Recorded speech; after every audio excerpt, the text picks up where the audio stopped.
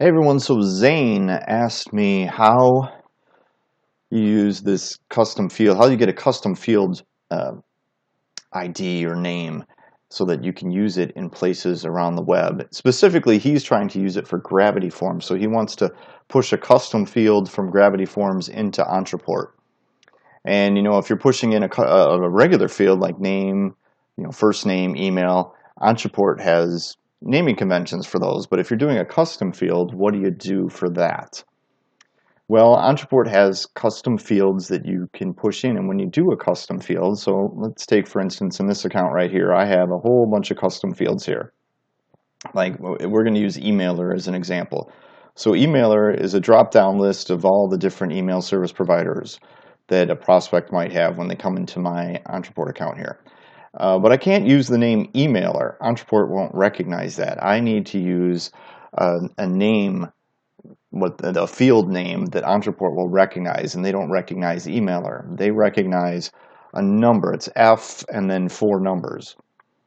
So every one of these custom fields has an F number associated with it. But how do you find that?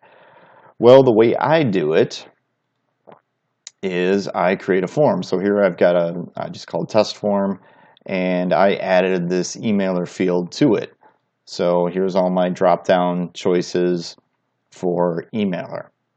From here, if I go into publish form and I pick HTML version and I look at the code down here, I will find the field name for emailer. So let's see, we've got last name, and the name for that is just last name. And we've got email, and the name for that is just email. But down here, I've got emailer. There it is. And the name for that is F1518.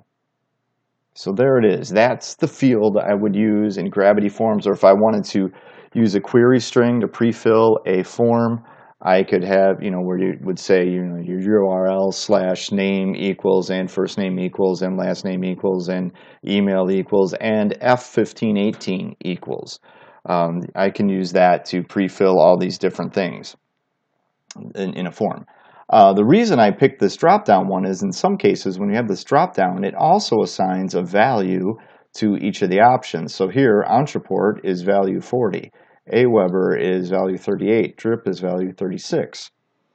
So if I'm pushing in from Gravity Forms, I would want to say that field 1518 is equal to 40 if I wanted to Ontraport, or 38. I couldn't push in this name. It wouldn't recognize that. It wants this value. So in both cases, I need to use a value that Ontraport is going to recognize. So there it is. That's how you find the name, the field name of a custom field in Ontraport.